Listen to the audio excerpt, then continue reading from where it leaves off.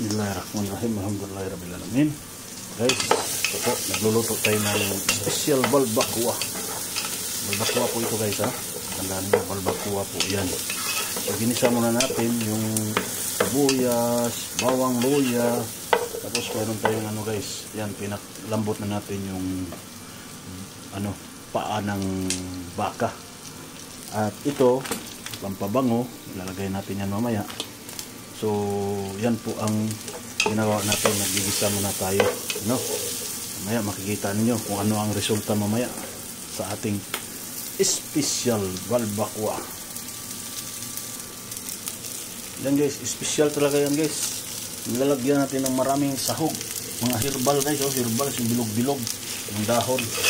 Special talaga yan guys. Yan ang tinatawag, special balbakwa.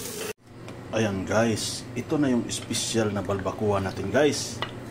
Ito yung sinasabi na bakit special guys, kasi wala to doon, wala dito, kundi naara ni dire.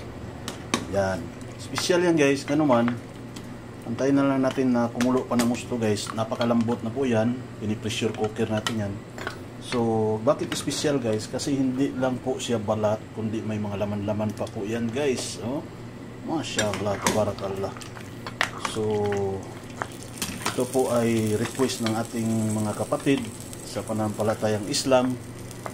Ay doon po namin pagsasalo-saluhan ito sa Dawa Islamic Center, Dammam. Mashallah. So, ito po ang inyong lingkod, ang chef ng Dammam. Chef po tayo, chef, hindi chip.